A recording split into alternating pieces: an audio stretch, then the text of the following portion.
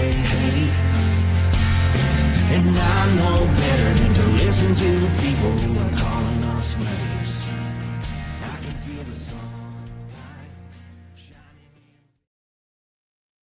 Well, good morning and welcome to episode 881 of the Lots Project Morning Show, where the coffee's strong, the opinions are stronger, and everything is always filter free.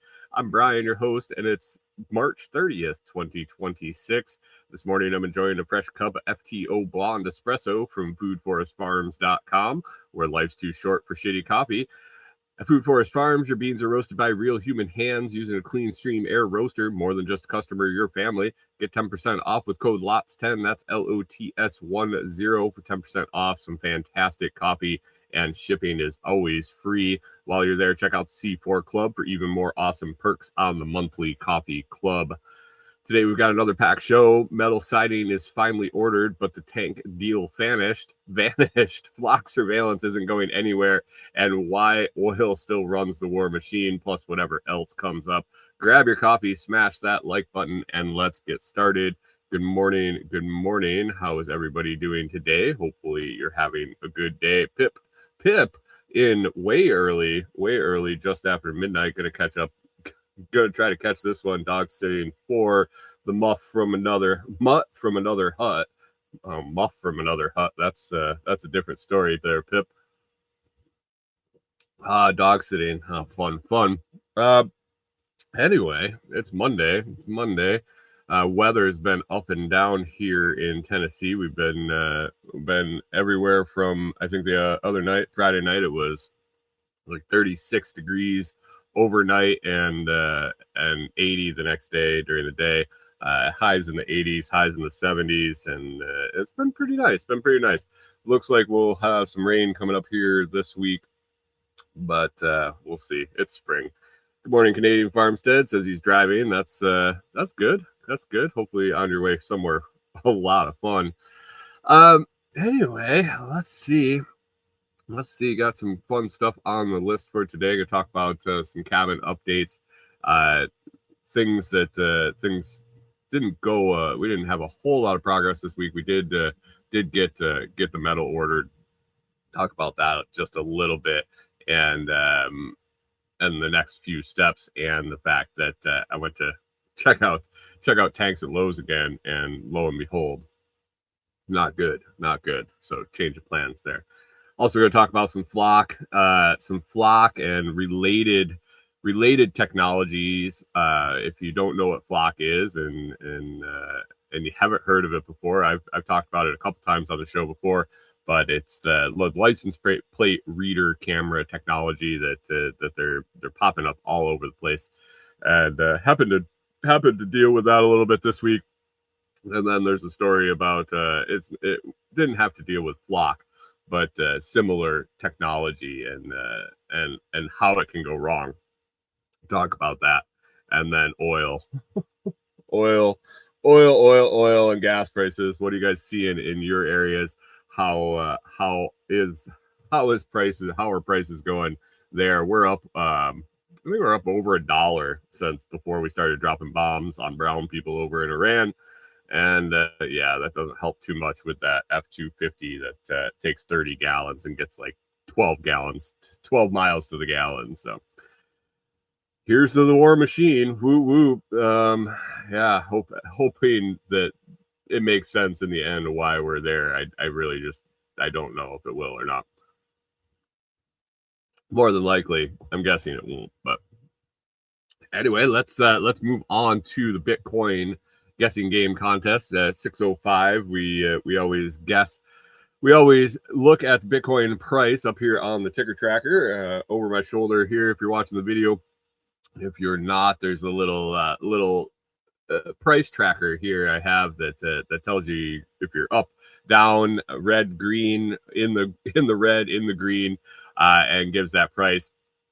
And we go ahead and guess the next week's price after the show is completed over in the Telegram group. If you'd want to get in on the Bitcoin guessing game contest, you can go to t.me/LotsChat. That's t.me/LotsChat, and look for the pinned post. reply to that with your guess for the Bitcoin guessing game contest. So price this week at 6:06 on March 30th, 2026, we got $67,475 per Bitcoin, 67,475. Got some good guesses this week. Let's see what we got. Blueberry, Texas. My guess. Oh, let's start with my guess. My guess is right up there from last week. It's 72,654. Not too close. Not too close. About 5,000 off. So not close enough for sure. Blueberry, Texas was in with a guess at 78,000 even. John Palmer, 76,543. I see what you did there. Just like my 72,654. He was a little too far off. Chris Dixon put that guess in Canadian dollars. He guessed 96,456 Canadian dollars. I had to do a little bit of a conversion quick this morning, and that's 69,335 US dollars. So close, but not close enough. Canadian Farmstead out there driving. Don't pull off the road. You didn't win. It's not worth it. You don't need to run that car into a pole or a tree or anything like that. Your guess at 68,900 was close, but not close enough. Scrambling in with the win with a guess at 66,400. Just over $1,000 off. Just over $1,000 off. Good job scrambling. He wins nothing. He wins absolutely nothing except bragging rights over in the Telegram chat. Sean over there was saying that we should probably guess silver spot price weekly, and I don't know about that. Silver, I've been following for a long time. I don't know if I've ever followed week to week. More often than not, I just pull up silver price when I'm curious. It's in one of my saved tabs in my phone, and there it is. Let's see. We're at $71.73 on spot silver this morning, just in case you were wondering. But anyway, we'll stick with the Bitcoin guessing game. If you want to guess next week's price, I'm sticking with that 72,654 until we land above that. If you want to put a guess in, head over to t.me/LotsChat. That's t.me/LotsChat in that Telegram app. Or if you have the Telegram app already, you can just search up /LotsChat. Excuse me. You can just check out Lots Chat. Join us over there. Just ask to join the group. I got to manually approve every request. That is to keep spammers out as much as possible to protect the folks that are in the group. So head on over there. We will see you soon. Congratulations, scrambling on that Bitcoin guessing game win. So metal this week, we didn't do a whole lot. Well, Corey did. Corey did. I did a lot of math. I did a lot of figuring. Then earlier in the week, Corey had I think Thursday off. We went over to the building supply place that we contracted, put up the roof. We've been getting the supplies for building. For the building itself, some metal trusses and all that stuff. And we got metal ordered. So we're to a point where we have all our windows and doors in. We have the structure up. We have the floor up. And now we want to get that metal siding on, so then we can kind of get it dried in, and we can get it insulated, get our electric, plumbing, and things like that in the cabin. So time to order some metal. A few weeks ago, told you that we picked up a trailer, and the main purpose of the trailer was to be able to transport the metal. When we ordered our metal, it came down to the longest sheet. The longest sheets we're ordering 14 feet long. Ordered a shitload more than just the one 14-footer, but a bunch of metal. Just your standard pole barn siding metal. And so went over there, took a trip in the morning with Corey and talked to the gentleman, worked out some details that I wasn't exactly sure about. Just kind of learning how to do this on my own through YouTube videos, through talking to people, through internet research and things like that. So had a few questions and got those answered. So we got the side metal ordered. We're holding off on the bottom. So the way it's going to really end up is we're going to have a wainscoting, kind of a two-tone finish on it. So we'll have, if you haven't heard me talk about the cabin before, it sits up. We hung the floor about 4 foot off the ground to give ourselves a crawl space, place for storage, for running utilities, for access and things like that.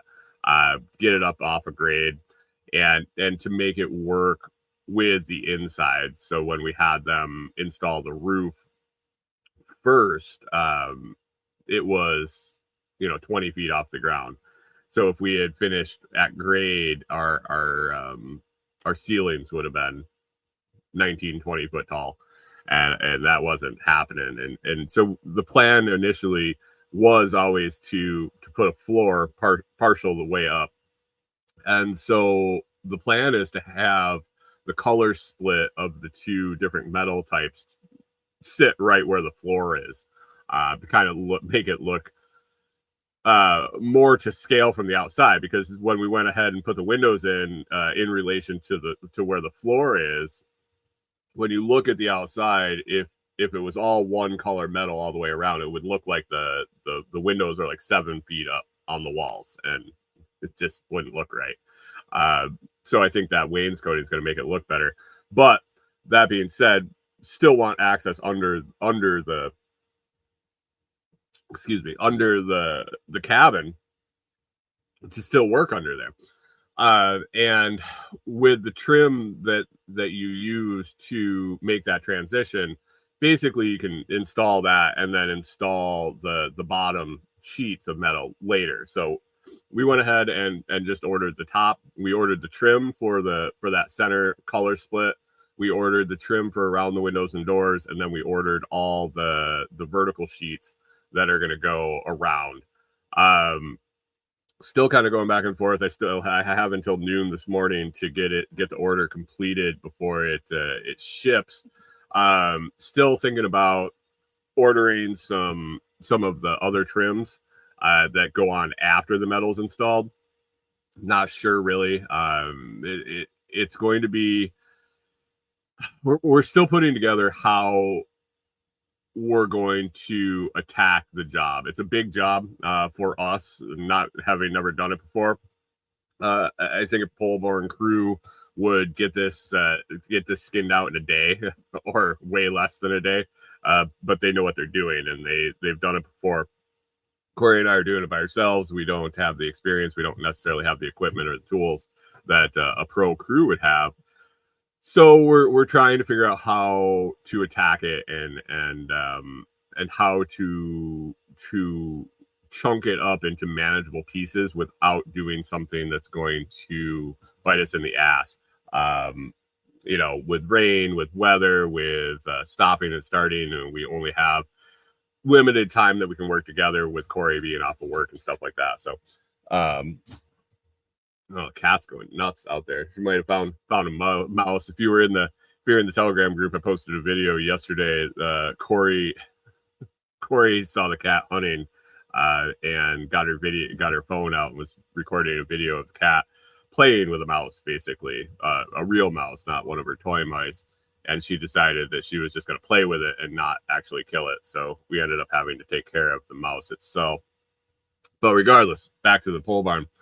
Back to the cabin, we're trying to figure out how we want to go about breaking this into manageable chunks. So I've been going back and forth a couple different ways. Our girts that we have to put up basically are not pressure treated, so I don't know how far ahead I want to get putting those up, and then have them exposed to the weather for a few days or a few weeks or however long it's going to take. So might do that one section at a time, which means the trim gets done one section at a time, which means the whole thing gets done one section at a time. So we will see.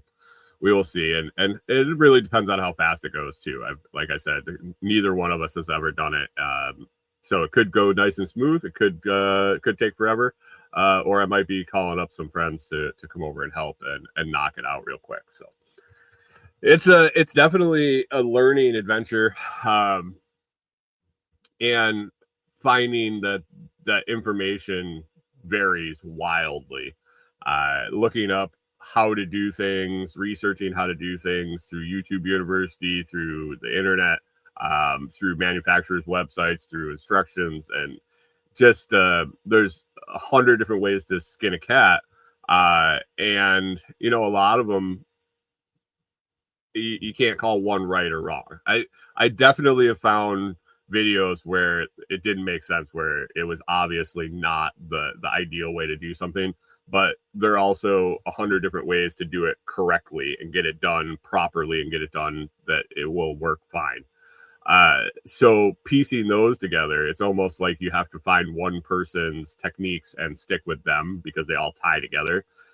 So bouncing back and forth and trying to get more information and things like that gets tough, sorting through it all when you have limited experience in doing this particular skill. So there is that. So learning new skills on the fly is something that has to get done. So that's ordered. That should be done. I should be able to pick that up Wednesday afternoon or Thursday. We're gonna use the trailer. We got the trailer here at the RV where we're parked. We're going to load that up with metal and get that up to the cabin and leave it there, and then get to work getting that metal on, and hopefully that goes smooth. We will see. We'll see, because the metal's coming in this weekend, and then also we got a visit coming up from my friend Kerry Brown from Strong Roots Resources. He's making his I guess it would be semi-annual.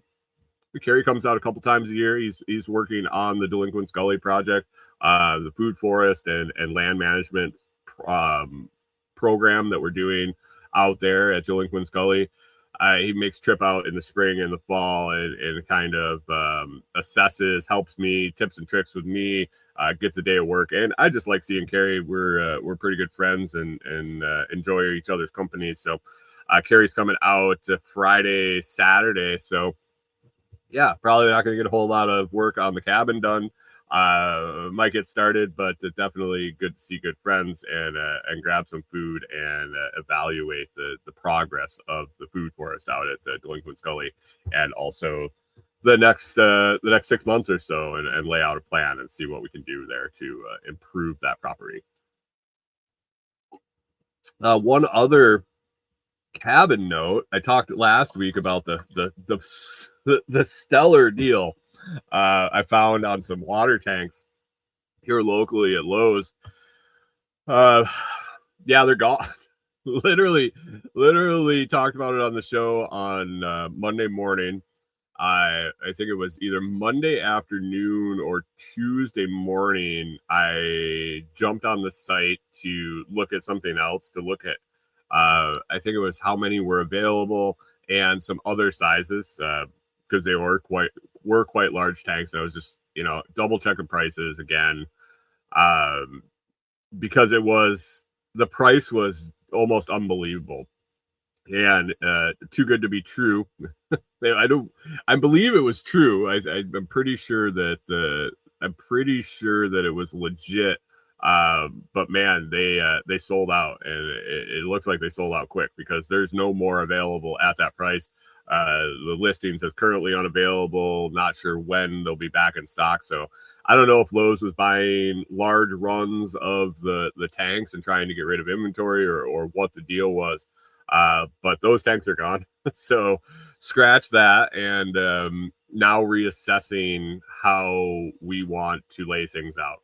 And like I talked about on the show last week, as I had originally planned the whole system for a different size tank, and then finding those at Lowe's. I think I originally had planned the things for 3,000 gallon tanks.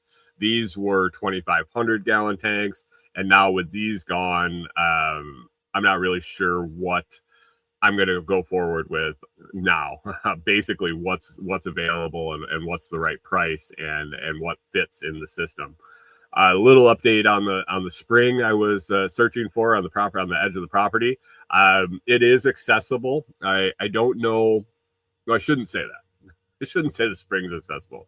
I walked the creek back, and I found where it terminates. I guess it would be, or originates would be a better term. It basically disappears under a tree. It's really weird. It's Good morning, Chris Dixon. Chris says, call up some help. You'll never regret having some experienced help if it's available. Morning, kids. Yeah, I don't know. My friends are coming back from extended winter trip, and they might end up getting called up and at least point us in the right direction. My issue is working at heights on the ladders and by myself or with Corey. And I'm watching all these guys, and a lot of the pole barn install companies, especially the ones doing content, have gone to scissor lifts and articulating lifts and JLGs and things like that. Instead of, they say they just don't deal with fucking ladders anymore. And I'm like, that is fantastic. I really like that idea. Except the ground around our build site is not groomed enough to deal with that. I don't think it would be. It'd be sketchy, I think, using a scissor lift. So I'd have to rent a skid steer to smooth things out and then run that around, which still might be worth it instead of using the ladder. But we'll see. We'll get it done.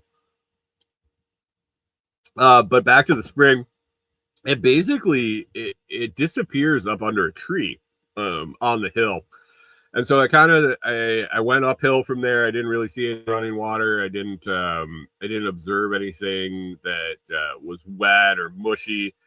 So digging in a little bit of research, it looks like that's probably a spring seep, and I'll probably be able to develop some water access there. And really, if I can, I think it's close enough that a solar pump would bring that over to the cabin build site, no problem. Which would change water philosophy quite a bit. Right now, we're sitting on relying on rainwater catch for the majority, and then transferring from a spring that's relatively close. But it would be like 70 gallons at a time. It would be actually moving the water. I think if I could develop this spring seep that I found, I think I could pump to a storage tank up by the house and continually refresh that. Excuse me. Which lower with that available running water all the time, quote unquote running water coming from the spring. It changes the dynamic of things, because the bulk storage that we're planning for was basically to ride out the dry periods here in Tennessee. When it rains and when it's wet, we'll get plenty of rain catch to use a 1,500 gallon tank or use a 2,000 gallon tank. The problem is having enough storage when the rain stops for 3 months straight, and you're not refreshing the tank. If I can add in a source of water that's filling even when it's not raining, that really lowers the amount of backup storage that we need to have to cover the dry spells. So that's still to be determined, I guess is what I'm saying. It adds some flexibility in, it adds some stability in, it adds some redundancies in. And if we can kind of manipulate where our water sources are coming from, maybe not need as big and as many tanks, and they could possibly be located in different spots. So we will see how that goes. I found that spot, and I haven't had a chance to get back to kind of dig some test holes to see where that seep runs from, and where we could put in a collection box, and how to plumb that. So we'll see about that here maybe this week. We'll probably go over there and poke around with Corey or Carrie Carrie and Corey. Carrie when he's here this weekend. So that's cabin update. Not a lot of work done, but a lot of planning and a lot of figuring some stuff out. So it's getting there. It's getting there. Wish it was going faster, and we'll see what we can do about that. What else is on the list? Okay, Flock. All right. Talked about Flock a couple times on the show. Once way back when nobody was talking about it, when it wasn't a big deal, when it wasn't in the news that much. And then once again here more recently when they were voting on or letting the public know that they were getting ready to install 5 Flock cameras in the county that we will end up in. Right now, we're staying 1 county away from where the cabin build site is, and they do things county to county here in Tennessee. And so I kind of watched the county news over where we're going to be. And they were either voting on or just letting the public know that they were installing 5 Flock cameras. And if you don't know what Flock cameras are, they're basically license plate readers, AI technology, license plate reading technology, and they're on the side of the roads. And basically, they're supposed to only be used to record license plates and find criminals. Say somebody is wanted, or an Amber Alert with a license plate tied to it, things like that. They're supposed to be able to light up these records and find where the people are, basically track them camera to camera, and be able to pinpoint their location and arrest them. Which sounds great, doesn't it? It sounds fantastic that if a car is stolen or a kid is stolen or somebody is wanted, they'll be able to track them down like that. Except when it's not. Except when it's the wrong person. Except when it's not because someone is a bad guy or someone is a bad actor and they just want to find you.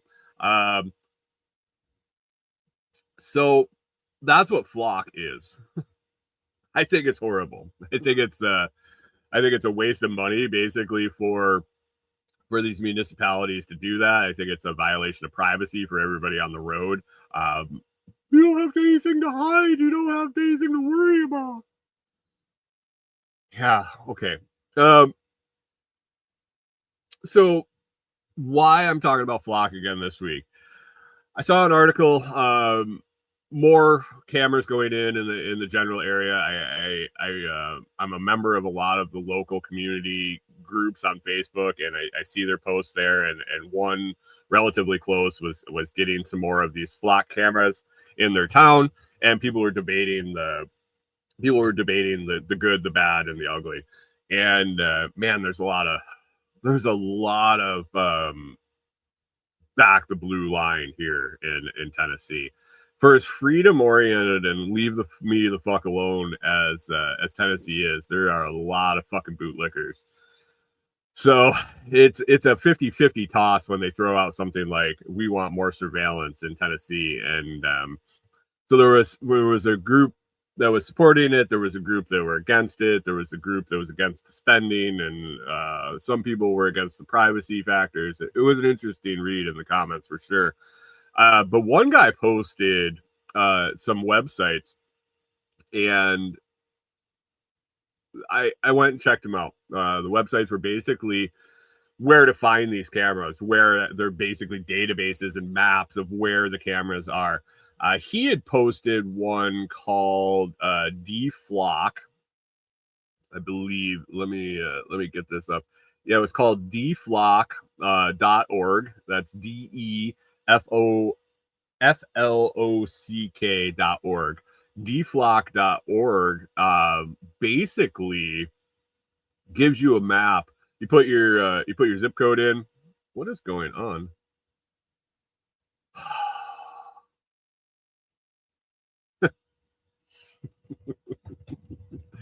StreamYard changed their branding, so my little tab at the top, I can't fucking find it when I click off it. Hey, good morning, Hunter. How's it going?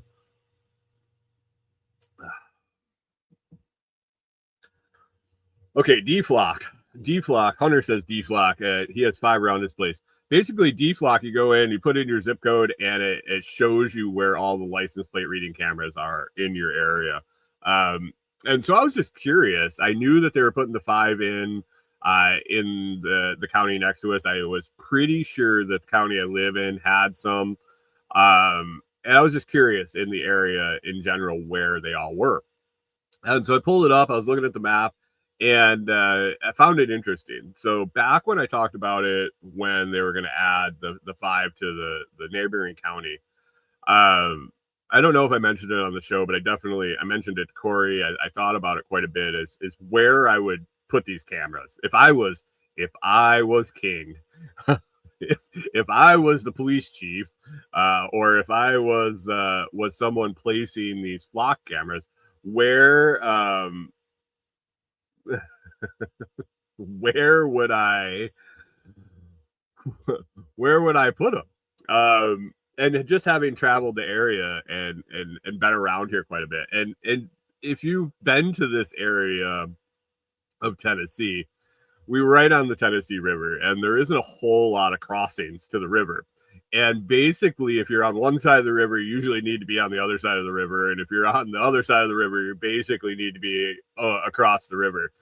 So obviously, the points would be the river crossings. I would think, you got 40 miles between 30 miles between river crossings. And they lead going to be able to kind of get an understanding of where traffic's going. And well, he hasn't crossed the Tennessee River yet, if they're looking for some particular individual. But anyway, I was thinking that I would put these at the base of the bridges. Makes sense. Pull up the flock cameras, and I was heading to Savannah, which is the next biggest, not Savannah, Georgia, Savannah, Tennessee. A little different population there, but was heading to Savannah to go to Walmart, and I was like, okay, well, I'm wondering where they are, and so maybe I could see them, spot them.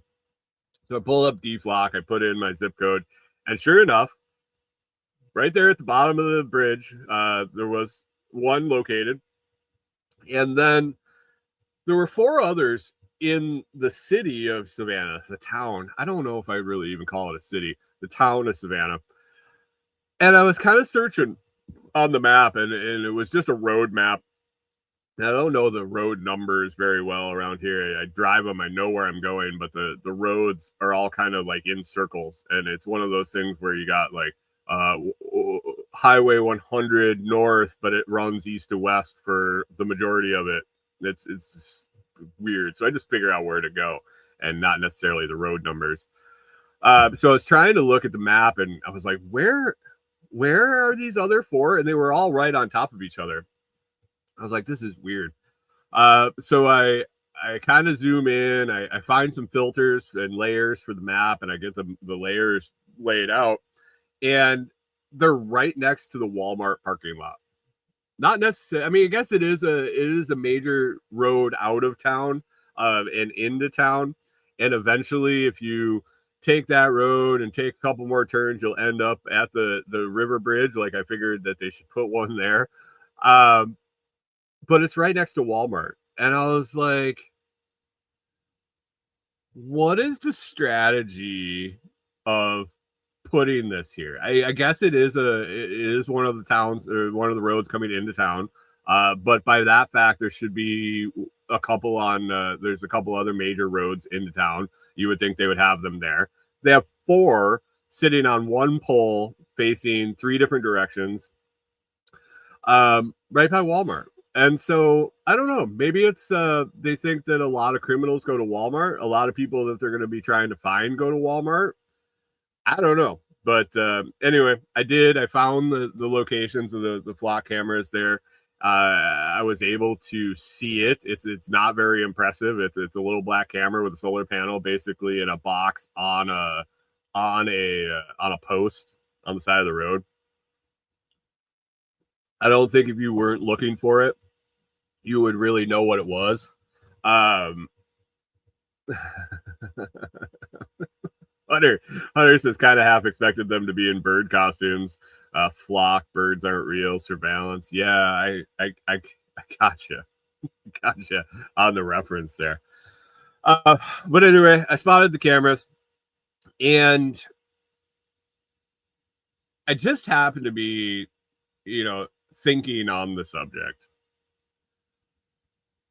Why people would support these, and I think the easier one for me is why people shouldn't support these, why these are a horrible thing, and what the end goal of Flock, the company, the actual. So these cameras, it's going to be another one of those branded by the lead brand. There's plenty of different license plate camera companies, but Flock seems to be the one that's pushing the narrative and pushing out their equipment and pushing out their name. And it got me thinking back to, man, it must have been, I was trying to think this morning, it must have been 2008, 2009-ish. I actually had a little bit of a, I wouldn't call it a job. It was a side gig, some extra money. I think they put it out there as you could make full-time money. It was basically a pay per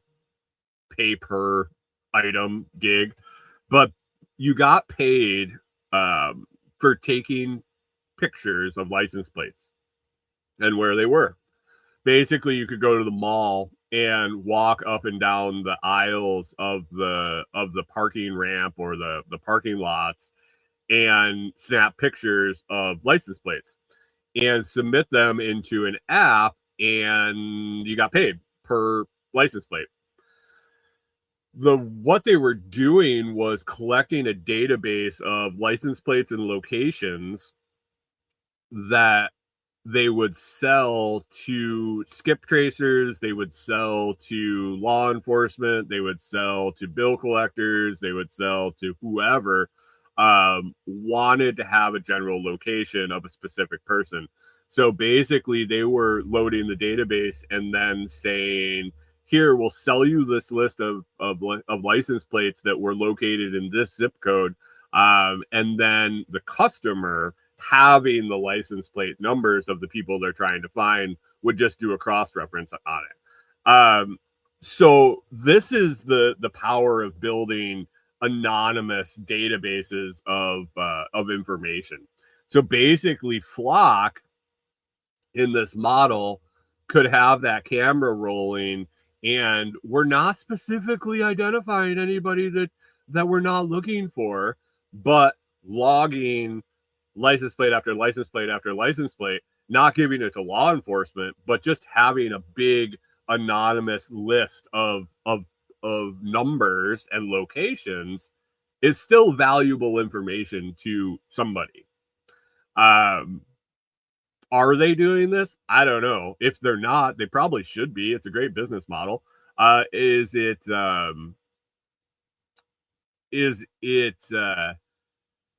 legal? I assume they have the cameras out there. They're recording all the time. They're public accessed a lot.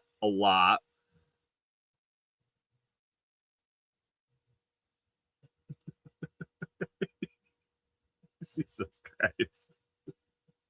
Chris Dixon says maybe the installer just enjoys tube tops and leopard print wearing big girls. I have to assume he's lagging a little bit and he's listening to the part about why they're all at Walmart. It took me a second to put that together, but thanks, Chris. So this is something that could happen. Some other stuff that could happen, and it tied into me thinking about Flock over the week, was I don't know if anybody heard the story. So the story concluded just before Christmas 2025. So about 4 months ago. Is that 4 months ago? 3 months ago? A woman from Tennessee, and this isn't necessarily Flock, but this is AI assisted policing, which basically is what Flock is and what it will be going into the future. But basically, a 50-year-old Tennessee woman, Angela Lips, was accused of crimes in North Dakota, a state she says she's never been to. And this has happened along the way. I know personally a few people that have gotten toll tickets for like bridge tolls or highway tolls that they didn't pay. And, they have the license plate readers and they take the picture and then they send you a bill in the mail. I've known more than one person that's gotten a bill in the mail and they've never even been to the state. So basically, the camera took a picture and there was a reflection over the license plate and it was the wrong license plate number, misread, or for some reason, their license plate popped up and they got a bill and they just never even been to the state. So we know that technology is fallible, 100%. We didn't need those examples to know that technology is fallible. But so this lady, Angela Lips, she was arrested in Tennessee for crimes in North Dakota. North Dakota? Yeah, North Dakota. Basically, the case involved some bank fraud using a fake ID tied to some surveillance footage. The police in North Dakota ran the footage through facial recognition AI called Clearview AI. So Flock, we're looking at license plate readers. Clearview, we're looking at facial recognition. The AI system flagged her, Angela Lips, who's never been to North Dakota, never been up there, never whatever. The AI picked her photos and said, "This is a suspect." Now, it didn't automatically go arrest her. They didn't send a bolo out to arrest this, but a detective took this information and compared her driver's license picture and her social media images and said that she looked close enough. Looks close enough. It's got to be her. She's in Tennessee. Of course, she's commuting back and forth to North Dakota to commit bank fraud. Now, the AI suggestion plus the human confirmation, the judge issued an arrest warrant, and she was arrested. So in July 2025, U.S. Marshals arrested Miss Lips at her home in Tennessee at gunpoint, showed up like no-knock raid bullshit, at gunpoint, arrested her, threw her in jail for 3 to 4 months in Tennessee, and then extradited her to North Dakota, where she was locked up for longer, up until Christmas. So that's what's a total of 5 to 6 months she was in jail.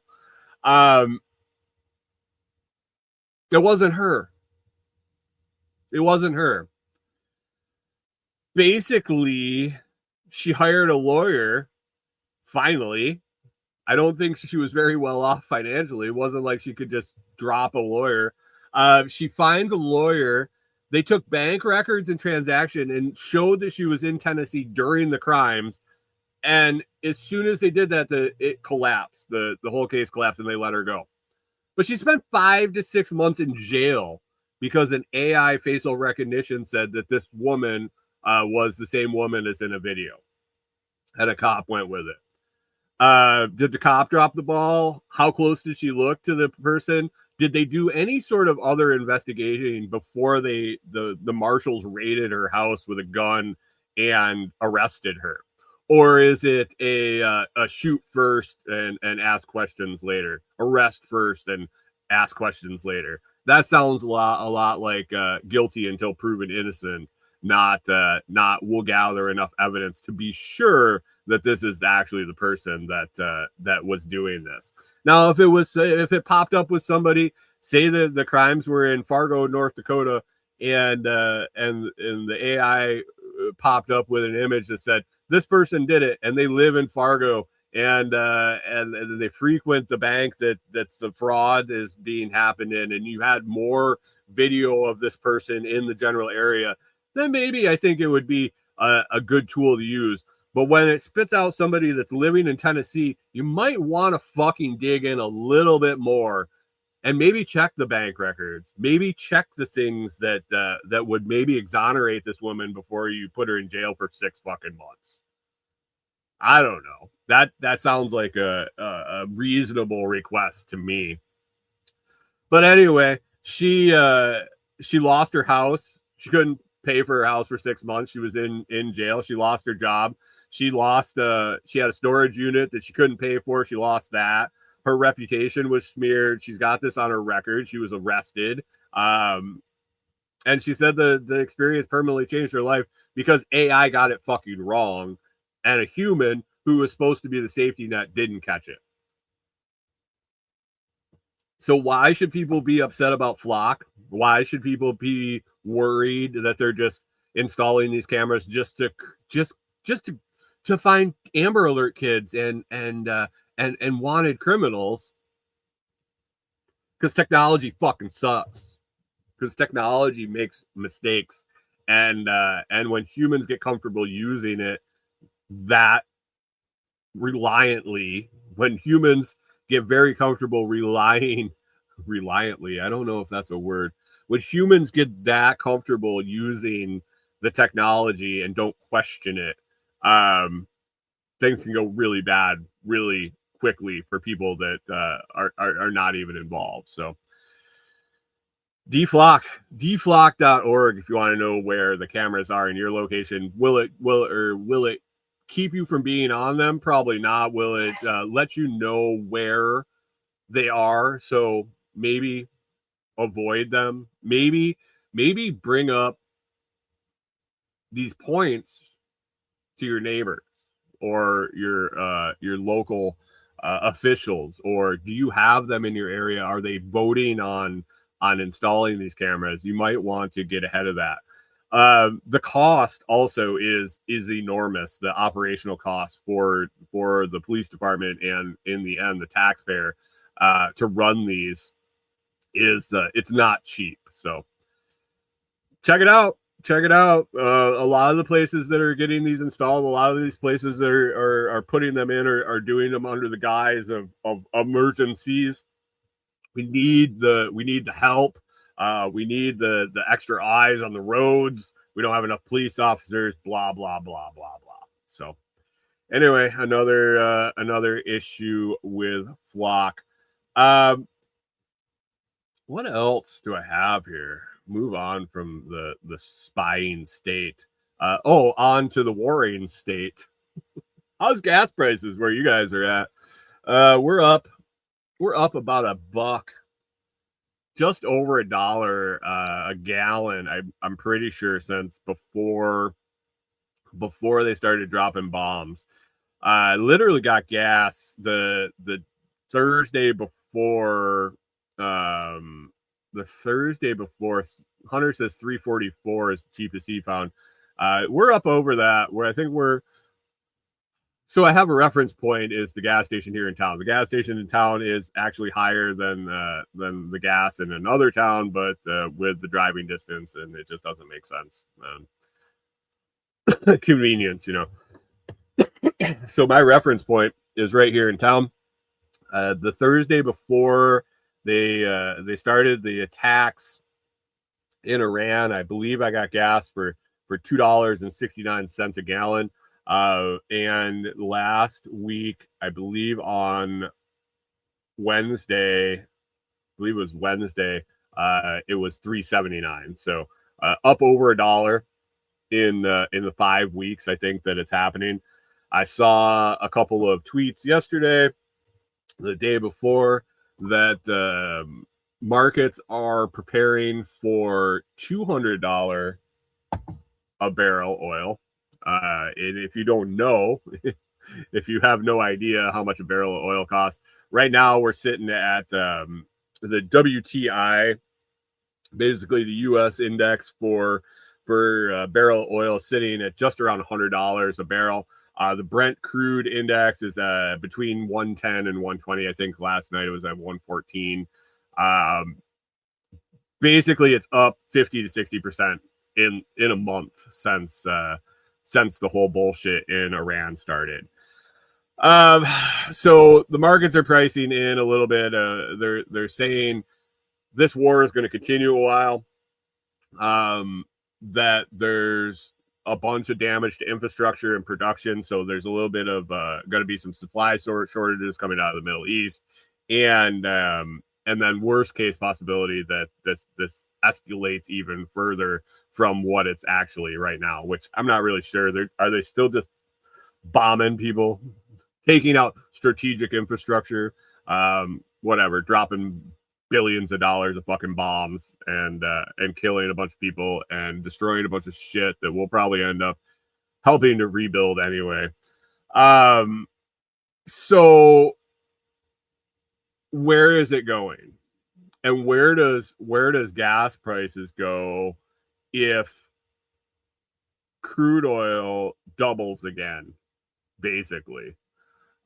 If we're at 100 and it ends up hitting $200 a barrel, what does that look like for us at the pump? And what does that look like for the support of this war? That I don't know.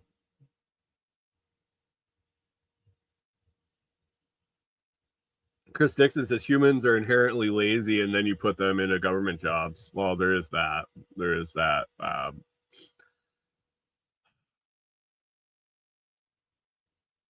War machine. What are we accomplishing there other than $1 a gallon more gas in a month? And this isn't over yet. I know when they started bombing, it was put out there that this is going to be quick and painless. We are a superpower. We're going to bomb them into submission. Blah blah blah blah blah. Reminds me of another president that landed on an aircraft carrier and it said, "We won." Chris Dixon says I had to refresh. I may need to rewatch. Maybe. I don't think this is ending anytime soon. I think you have leadership in Iran that's just not going to give up. It's one of those going down with the ship scenarios that they'll do whatever they can to cause maximum pain across the world. If they're going to be in pain, we're all going to be in pain type of things.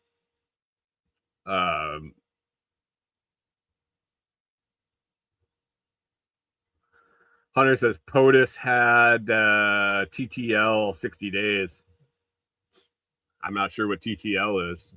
Blanking on that right at the moment. Oh, POTUS has 60 days. I don't know. I think it's all bullshit. He just decided he was going to go over. I can't play the game and say, oh, he doesn't have the power to do that. I mean, obviously he does. He's doing it. There's a lot of rhetoric back and forth about war powers and who they haven't voted about it in Congress. And look at our history for the last, 30, 40, 50 years. Did they vote in Congress to do any of that shit? Maybe they did. First Gulf War. There's been lots of offensives that have happened without congressional approval. But anyway, the benefit isn't outweighing the costs, in my opinion, in my world, and probably not in your world. If you want to be altruistic and you want to be all looking out for the greater good, were they killing a bunch of people in Iran? Yeah, they were. They probably still are. And guess what? So are we killing a lot of people in Iran. So a lot of the reasons that we're doing this kind of fall apart. And all I'm looking at is shit's costing me more. Gas, and then it's going to trickle into every good across the world because everything runs on oil, especially the war machine. And yesterday in the Telegram group, we started, we were talking about some stuff, and an idea got thrown out that, maybe this was a way to jump the price of oil. And that might sound crazy, but a lot of our infrastructure to produce oil domestically um, rides on higher price per barrel of oil to be profitable. And if you don't know what I'm talking about, there's different extraction methods to get oil out of the ground, and it costs different amounts to explore, to pull it out of the ground, to refine it, to barrel it, to transport it. All these things add into the cost, and there's a break even point. And I remember when I was working for a startup, and we weren't actually extracting oil. We were kind of tied hand in hand to the Bakken oil fields, but we were making synthetic crude oil out of waste plastic. We were still tied to the price of oil per barrel. Our products sold in the same industry as crude oil. So we were getting a price that was a percentage of what a barrel of oil costs, because we weren't a barrel of oil, but we were used for similar purposes. We were bought by similar customers, and it kind of set the price for us. So whatever the price of a barrel of oil would be, what we could sell a barrel of our product for, minus a little bit. And so our break even was a barrel of oil at $80. It was somewhere in the low 80s. Can't remember exactly where it was, depending on how lean we were running and where we were in our process. But once it went below that, it wasn't economically feasible to keep our plant running to produce that product. They did shift. They changed gears and went to a different product, a different, same process, different end result, different input, different end result. But it wasn't economically viable to keep producing oil or synthetic oil when the price dropped below a certain threshold. And I think that that has similar spots across the industry. So I think there's a lot of technologies that just don't make sense when oil is $60 a barrel, $70 a barrel. But man, they'll really ramp up production when it's $100 a barrel. Well, how can we get oil to $100 a barrel again? I don't know. But if you had to spike the price of oil suddenly, what would you do? I don't know, bomb fucking Iran and close the Strait of Hormuz? That would be a good start. In about 5 weeks, you could probably raise the price 50 to 60%. Is that what I said on my notes? I mean, it was just an idea. Now I'm frozen. It was just a thought in the Telegram group, and when it was posted, I was like, huh, I don't know. I don't know if that's why we've dropped billions of dollars of bombs, but guess what? I think they're ramping up oil production domestically. Is that because the price is up, or is it because we need it? You would think that we would have ramped it up and been using it even when we didn't need to. That would have made sense. But anyway, has anybody heard about Cuba lately? Check that out. They're not talking about that in the news. A lot of big shifting coming, I think, in the world with this conflict, and I don't know. I don't think it's a short thing. I don't think it's going to come to an end anytime soon. So buckle up, get ready to conserve gas, get ready to keep an eye on what's going on in the Middle East. And even though we don't get a ton of our oil from there, it still affects us. And I went through a whole conversation with ChatGPT about why our gas prices are going up if we don't get very much oil from the Middle East, and it has a lot to do with global supply and global pricing. So anyway, guys, it's been an hour. We're up after 7 o'clock. I gotta get rolling. I got a bunch of stuff to do today and the rest of the week to prepare for my visit with Carrie Brown from Stronger Roots Resources coming out. Other than that, guys, if you need Comfrey, get over to ComfreyRoots.com. We're selling Comfrey Roots, sending them out every Monday. Get them in the ground, get them going for the year, and have a renewable product that you can spread, you can propagate, you can sell yourself, or you can just use it for the benefits of the leaves, the roots, or just look at it. It's a really cool looking plant, and looks nice as an ornamental. Head on over to ComfreyRoots.com, COMFREY Roots.com. Pick some up. Just something, a little insider tip. If you're over at ComfreyRoots.com, if you get up into that 50 root order, we bump you to priority shipping automatically. Shipping is free over there. It's all included in the price, but when you bump up to that 50 root order or more, we pop that up to free priority shipping. So doesn't say it over there. This is something we advertise, but I was processing orders last week, and it's just what we do.